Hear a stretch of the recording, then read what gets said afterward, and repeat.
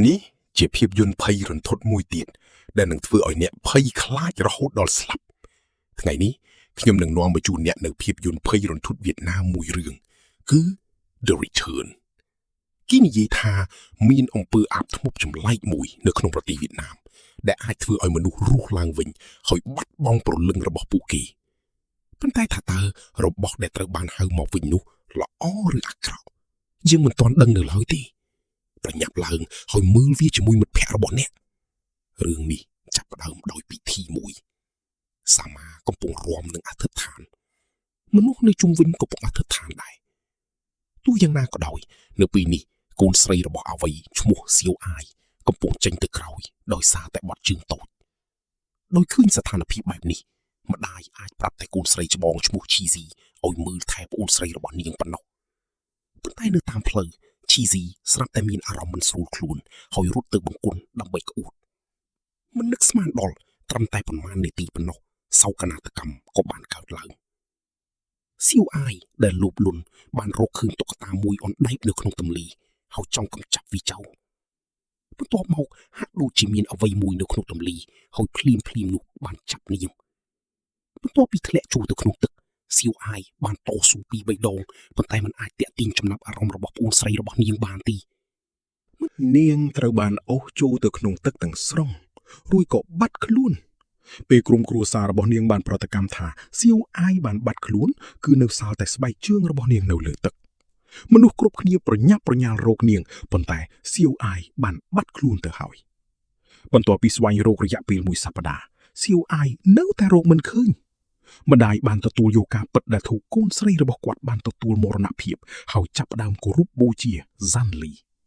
ប៉ុន្តែមុនពេលហ្សាន់លីចាប់ផ្ដើមគាត់នឹងចវាយថ្នាក់ស្បែកខ្មៅដ៏រស់រាយរាក់ទាក់របស់អាវៃហ្សាន់បៀវបានឃើញថាគាត់នឹកកូនស្រីរបស់គាត់ខ្លាំងណាស់ហើយក៏ចាប់ផ្ដើមស្រពូន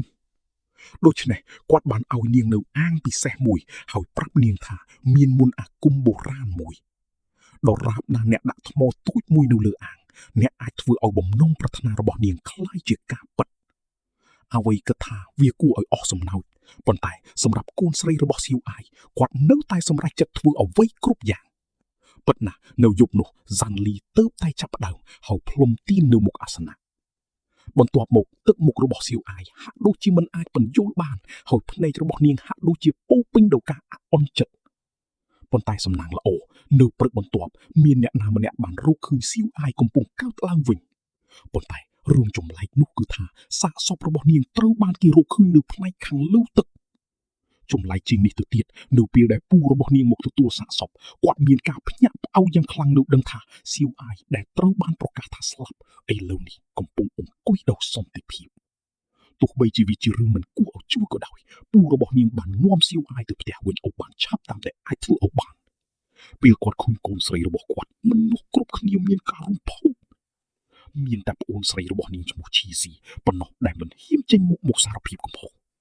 ដោយមិននឹកស្មានដល់ការវិលត្រឡប់របស់សៀវអាយនិងផ្លាស់ប្ដូរជោគវាសនារបស់គ្រួសារនេះទាំងស្រុងនៅយប់នោះឈីស៊ីបានយល់សពអាក្រក់មួយនៅក្នុងសុបិននោះគាត់បានឮសំឡេងរបស់សៀវអាយហៅពេលកំពុងរកមុខសំឡេងនោះគាត់បានរកឃើញបន្ទប់សម្ងាត់មួយដែលលាក់ខ្លួននៅក្នុងបន្ទប់ក្រោមដីភ្លាមនៅពេលឈីស៊ីដោះចូលទៅក្នុងនោះមុខស្លេកស្លាំងរបស់សៀវអាយបានលេចចេញមុខនៅចំពោះគាត់ឈីស៊ីភ្ញាក់ពីដំណេកហើយឃើញថាវាជាសុបិនអាក្រក់មួយទីបំផុតគាត់បានលែងវាទៅប៉ុន្តែបន្តិចម្ដងគាត់បានរកឃើញថាមានអ្វីមួយខុសប្រក្រតីចាប់តាំងពីសៀវអាយត្រឡប់មកវិញគាត់បានคล้ายជាមនុស្សដូចមនុស្សគាត់មិនត្រឹមតែមិនស្រឡាញ់នាងទេ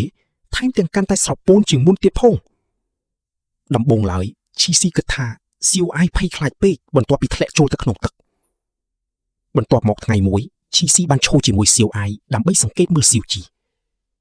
ភ្លាមនោះគាត់បានរកឃើញថាមានអ្វីមួយខុសប្រក្រតីនៅក្នុងដៃរបស់សៀវអាយអ្វីដែលគាត់អាចមើលឃើញគឺមុខស្លេកស្លាំងរបស់នាងមានផ្សែងពណ៌សនៅពីក្រោយករបស់នាងឈីស៊ីបានប្រញាប់ទូរស័ព្ទទៅម្ដាយរបស់គាត់បន្ទាប់ពីពិនិត្យយ៉ាងយកចិត្តទុកដាក់គាត់បានរកឃើញលំនាំចម្លែកមួយនៅលើកញ្ចៀងករបស់សៀវអាយនៅពេលនោះមនុស្សគ្រប់គ្នាគិតថាវាជាស្លាកស្នាមនៃរបួសខួរក្បាលរបស់សៀវអាយទោះជាយ៉ាងណាក៏ដោយនៅពេលដែលសៀវអាយបានមកដល់បន្ទប់សិក្សាដើម្បីនិយាយជាមួយវៃ មានការភ្ញាក់ផ្អើលនៅពេលឃើញឈាមហូរច្រើននៅចន្លោះជើងរបស់នាងគាត់ភ័យខ្លាចខ្លាំងណាស់រហូតដល់គាត់ទៅរកប្រពន្ធរបស់គាត់ដើម្បីសុំជំនួយពេលគាត់ឃើញកូនស្រីរបស់គាត់ហូរឈាមគាត់ក៏ស្រែកអ្នកទាំងពីរសើចពួកគេចង់លួងលោមសៀវអាយឲ្យស្ងប់ចិត្តប៉ុន្តែពួកគេបានរកឃើញថាគ្មានអ្វីនៅក្នុងបន្ទុកសិក្សាទេសៀវអាយបានស្ទុះទៅជញ្ជាំងរួចហើយនិយាយអ្វីមួយនៅក្នុងមាត់ពួកគេបាននាំនាងទៅផ្ទះម្ដាយធរយ៉ាងប្រញាប់ប្រញាល់ប៉ុន្តែដោយមើលស្ថានភាពរបស់សៀវអាយវាច្បាស់ណាស់ថានាងត្រូវបានប្រលឹងអាក្រក់ប្រោសឲ្យរស់ឡើងវិញម្ដាយធរបានយកឈាមភ្លាមដើម្បីធ្វើជាគ្រឿងអេស្រ័យអាយុហើយបន្ទាប់មកធ្វើចានទឹកផេះមួយហើយបង្ខំសៀវអាយឲ្យដួតវានាងចង់បង្ខំខ្មោចអាក្រក់ចេញពីរាងកាយរបស់នាងប៉ុន្តែភាគីម្ខាងទៀតមានល្បិចកលខ្លាំងណាស់គាត់បានអោបសាកសពរបស់សៀវអាយហើយបាក់ដេសាយមិនព្រមចោះចាញ់សូម្បីតែម្ដាយធរក៏ងាក់ក្បាលដោយអស់សង្ឃឹមហើយប្រកាសថាការបណ្ដេញអារក្សបានបាក់បង់គាត់បានប្រាប់វ័យនឹងឈីលៀនថាខ្មោចអាក្រក់បានចូលទៅក្នុងខ្លួនរបស់សៀវអាយភាគីម្ខាងទៀតមានការខឹងសម្បាយ៉ាងខ្លាំងណាស់ហើយសូម្បីតែគាត់ក៏មិនមែនជាគូប្រជែងរបស់នាងទេគាត់ចង់ឲ្យនាងចាក់ចេញពីសាកសពរបស់សៀវអាយហើយគ្រាន់តែស្រាយចំណងរបស់នាងទេដូច្នេះនៅថ្ងៃបន្ទាប់ឈីបានទៅមន្ទីរពេទ្យជាកន្លែងដែលសាកសពត្រូវបានគេរកឃើញគាត់បានដឹងថាកន្លែងដែលសៀវអាយត្រូវបានគេរកឃើញជាកន្លែងដ៏អាក្រក់មួយសៀវអាយគឺជាមនុស្សទី3ដែលត្រូវបានគេប្រញាប់ប្រញាល់មកទីនេះរួចហើយនៅពីមុខនេះមានក្មេងស្រីមនុស្សតូចម្នាក់ដែលត្រូវបានគេចាក់និងស្ត្រីមិនស្គាល់មុខម្នាក់ដែលត្រូវបានគេរកឃើញនៅថ្ងៃដូចគ្នាបន្ទាប់ពីអានឯកសាររបស់មនុស្សទាំងពីរនេះជីមានការភ្ញាក់ផ្អើលនៅពេលដឹងថាពួកគេមានស្នាមដូចគ្នានៅលើកញ្ចឹងករបស់ពួកគេប្រហែលជាគ្រឿងអេសរិយយសនៅលើខ្លួនរបស់សៀវអាយមានទំនាក់ទំនងជាមួយស្ត្រីទាំងពីរនាក់នេះដូច្នេះដើម្បីស្វែងរកការពិតឈីស៊ីបានចេញដំណើរទៅរកមេយីដែលជាម្ដាយរបស់អាសៀងហើយស្ត្រីចម្លែកម្នាក់បានមកយឺតវាបានបង្ហាញថាចាប់តាំងពីអាសៀងបានទទួលមរណភាពមកមេយីបានคล้ายទៅជាឈួតទៅហើយវាជារឿងធម្មតាទេដែលវិញ្ញាណនឹងឈួតប៉ុន្តែចាប់ពីពេលនេះតទៅឈីស៊ីនៅតែមានអារម្មណ៍ថាអាសៀងត្រូវបានគេធ្វើភៀតគាត់បានយករូបថតនោះចេញភ្លាមហើយសួរថាស្នាមនៅលើកញ្ចក់ករបស់អាសៀងមានន័យយ៉ាងណាប៉ុន្តែមេយីមិនបាននិយាយអ្វីទាំងអស់បន្ទាប់ពីនិយាយពាក្យដែលមិនអាចបញ្យល់បានមួយចំនួនរួចនាងបានងាកចេញទៅវិញបន្ទាប់មកនៅពាក្យកណ្ដាលអាត្រៀតម្ដាយរបស់អាសៀងស្រាប់តែចាប់ផ្ដើមស្រែកឈីជឿបានភ្ញាក់ឡើងហើយបានទៅមើលនាងប៉ុន្តែទោះបីជានាងលួងលោមនាងយ៉ាងណាក៏ដោយមេយីបានសន្លប់ដូចខ្មោចហើយថែមទាំងចាប់ផ្ដើមនិយាយមិនសមហេតុផលទៀតផងក្រោមសម្ពាធរបស់ខ្មោចស្រីមេយីទីបំផុតបានប្រាប់ការពិតវាបានបង្ហាញថាស្នាមនៅលើកញ្ចក់ករបស់សៀវអាយគឺជាសញ្ញានៃកន្លែងមួយដែលមានខ្យងនិងព្រះច័ន្ទខ្មោចស្រីអាជុនគឺជាអ្នកដែលបានរត់គេចខ្លួនចេញពីទីនេះនាងបានរកឃើញថាខ្លួនឯងមានត្រីពោះហើយបានព្យាយាមរត់គេចខ្លួនទៅកាន់កោះម៉ាន់យូនាងក៏បានលងស្នេហ៍នឹងនារីម្នាក់ដែរចៃដន្យណាស់ពួកគេបានជួបអាសៀងដែលមានបទពិសោធន៍ដូចគ្នាមិនយូរប៉ុន្មានពួកគេក៏បានក្លាយជាមិត្តល្អនឹងគ្នាប៉ុន្តែដោយសារតែរូបថតមួយសន្លឹកក្រុមចៅបានរកឃើញកន្លែងលាក់ខ្លួនរបស់អាជូអានបន្ទាប់ពីក្រុមចៅរកឃើញមេយីហើយមេយីបាននាំគូស្រីរបស់អាជូអានទៅឆ្ងាយក្នុងដំណើរការតស៊ូអាសៀងត្រូវបានមេដឹកនាំក្រុមចៅចាក់សម្លាប់អាជូអានក៏រងរបួសយ៉ាងធ្ងន់ធ្ងរផងដែរពេលម្ដាយរបស់អាសៀងមកដល់កន្លែងកាត់ហែកគាត់ភ្លេចបាត់ទៅហើយពេលឃើញគូស្រីដេកក្នុងឈាមគាត់ក៏បន្ទោសអាជូអានគ្រប់យ៉ាងលើពាក្យទាំងនេះអាជុនក៏យកតុក្កតាដែលអាសៀងចុះចិត្តលោតចុះពីលើស្ពានប៉ុន្តែការអះអន់ចិត្តរបស់នាងជ្រុលពេករហូតដល់នាងប្រែក្លាយជាខ្មោចហើយចង់សងសឹកពេលដឹងការពិតអាជុនក៏អង្គុយលើឡានក្រុងត្រឡប់ទៅផ្ទះវិញនៅថ្ងៃបន្ទាប់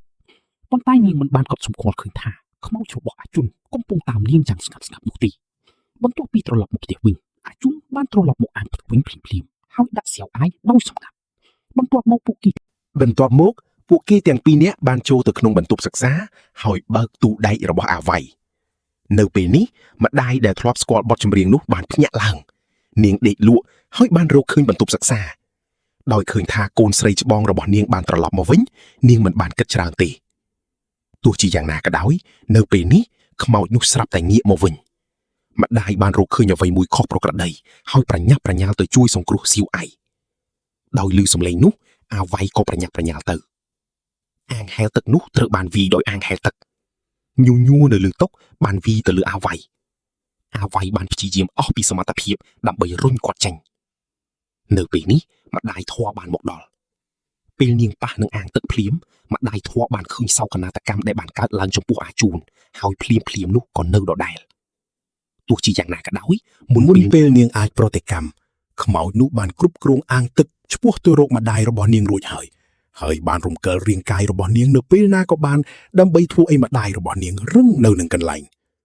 បន្ទាប់មកនាងបាននិយាយទៅកាន់អ្វីថាខ្មោចនោះបាននិយាយថាបន្ទាប់ពីនិយាយរួចប្រពន្ធក៏ត្រឡប់ទៅអាងវិញបន្ទាប់មកនាងបានក្អួតចេញពីអាងហើយមិនយូរប៉ុន្មានក៏គ្មានចលនាអ្វីឡើយដោយឃើញថាខ្មោចនោះហៀបនឹងវាយស៊ីវអៃអ្វីក៏ទះនាងយ៉ាងរហ័សហើយវាយនាងឲ្យសន្លប់ដើម្បីជួយសង្គ្រោះកូនស្រីរបស់គាត់អ្វីបានរត់ទៅផ្ទះរបស់ស៊ីវអៃបន្ទាប់ពីចូលទៅក្នុងបន្ទប់តូចចង្អៀតមួយម្ដាយធွာបានឃើញក្មេងស្រីតូចម្នាក់ដេកនៅក្នុងបន្ទប់នាងជាកូនស្រីរបស់អាជូនម្ដាយធွာបានដឹងថាព្រលឹងកូនស្រីរបស់អាជូនបានចូលទៅក្នុងខ្លួនរបស់ស៊ីវអៃប៉ុន្តែក្នុងពេលជាមួយគ្នានោះអាងទឹកដែលសន្លប់បានភ្ញាក់ពីសាឡុងហើយឃើញថាម្ដាយរបស់គាត់កំពុងដេកលើអេករួចហើយមិនទាន់ភ្ញាក់ពីដំណេកបន្ទាប់មកគាត់បានកត់សម្គាល់ឃើញចានភ្លើងនៅលើតុហើយចង់ដឹងចង់ឃើញដោយមិននឹកស្មានដល់គាត់បានរកឃើញអាថ៌កំបាំងមួយវាបានបង្ហាញថាអ្វីគឺជាសត្វសាហាវដែលបានឈ្លានពានអាជូអានគ្មានចម្លែកទេដែលខ្មោចលាក់ខ្លួននៅក្នុងផ្ទះរបស់ពួកគេដោយគិតដល់ចំណុចនេះអាងហែលទឹកបានចុចទូរស័ព្ទពូរបស់គាត់ដោយចៃដន្យបន្ទាប់ពីដឹងអំពីបញ្ហានេះពូរបស់គាត់បានប្រាប់អាងហែលទឹកឲ្យរងចាំនៅផ្ទះគាត់នឹងដោះស្រាយរឿងទាំងអស់ប៉ុន្តែម្យ៉ាងវិញទៀតការបណ្ដេញវិញ្ញាណក្ខន្ធរបស់ម្ដាយធរបានចាប់ផ្ដើមរួចហើយប៉ុន្តែអ្វីដែលគាត់មិននឹកស្មានដល់នោះគឺថាបន្ទាប់ពីព្រលឹងរបស់គាត់បានវិលត្រឡប់មករាងកាយរបស់គាត់វិញ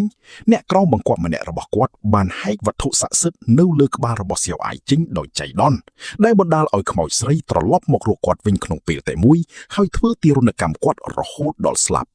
នៅពេលនេះសំឡេងរត់នៅខាងក្រោយទ្វារក៏បានបន្លឺឡើងប៉ុន្តែនៅពេលដែលពូរបស់គាត់ប្រញាប់ប្រញាល់ចូលទៅក្នុងបន្ទប់ជាមួយប៉ូលីសគាត់បានឃើញថាម្ដាយធរបានស្លាប់ទៅហើយអ្វីបានពន្យល់ថាខ្មោចអាក្រក់បានសម្លាប់ម្ដាយធរហើយបន្ទាប់មកបានយកសៀវអាយទៅផ្ទះចម្លែកណាស់សៀវអាយមិនបានភ្ញាក់ពីដំណេកតលតែសោះនៅពេលនេះអាងហែលទឹកដែលធ្លាប់លួចមើលនៅពីក្រោយបន្ទប់សម្ងាត់នោះបានផ្ទុះឡើងយ៉ាងខ្លាំងសៀវអាយបានស្លាប់ទៅហើយពេលមនុស្សរកឃើញសាកសពរបស់នាងបានស្លាប់បាត់ទៅហើយសៀវអាយបានស្លាប់ទៅហើយទោះបីជារាងកាយរបស់នាងនៅតែមាននៅទីនោះក៏ដោយវាគឺជារូបកាយដែលគ្មានព្រលឹងរួចទៅហើយតើអ្នកណាទៅដឹងថានៅពេលដែលអ្វីបានឃើញក្មេងស្រីម្នាក់ដែលកំពុងភ្ញាក់ពីដំណេកបន្តិចម្ដងនៅម្ខាងការសម្រេចចិត្តដ៏ឆ្កួតលីមួយត្រូវបានធ្វើឡើងនៅថ្ងៃនោះយ៉ាងណាក៏ដោយដរាបណាវាជាក្មេងស្រីគ្មានអ្វីផ្សេងទៀតសំខាន់នោះទេដោយគិតដល់រឿងនេះគាត់បានព្យាយាមចាប់ក្មេងស្រីនោះហើយច្របាច់កនាងរហូតដល់ស្លាប់ដើម្បីឲ្យព្រលឹងរបស់គាត់អាចចូលទៅក្នុងខ្លួនរបស់សៀវអាយហើយនាំសៀវអាយឲ្យរស់ឡើងវិញនៅពេលនេះគាត់លែងអាចអង្គុយស្ងៀមបានទៀតហើយគាត់មិនត្រឹមតែបង្ហាញមុខពិតរបស់គាត់យ៉ាងក្លាហានប៉ុណ្ណោះទេប៉ុន្តែគាត់ថែមទាំងវាយគាត់យ៉ាងខ្លាំងពីក្រោយហើយបានកំចាត់របាំងមុខលាក់ពុតរបស់គាត់ទាំងស្រុងនៅចុងបញ្ចប់នៃរឿងមនុស្សគ្រប់គ្នាដែលចូលរួមក្នុងការចាប់ចម្រិតត្រូវបានគាត់ចាប់ខ្លួនដោយប៉ូលីសហើយអ្វីដែលកំពុងរងចាំពួកគេគឺការធ្វើទារុណកម្មដ៏គ្រោះថ្នាក់ទៅលើខ្មោចស្រីយុត្តិធម៌អាចជាពេលប៉ុន្តែវានឹងមិនដែលអវត្តមានឡើយទោះបីជាយ៉ាងណាក៏ដោយពីទស្សនៈគុណភាពយុត្តិធម៌ដែលយឺតមិនមែនជាទម្រង់មួយនៃការបណ្ដោយខ្លួនទៅអំពើអាក្រក់ទេសូមកុំឲ្យមានអំពើអាក្រក់នៅក្នុងโลกនេះអរគុណច្រើនសម្រាប់ការទស្សនាជួបគ្នាវីដេអូក្រោយទៀត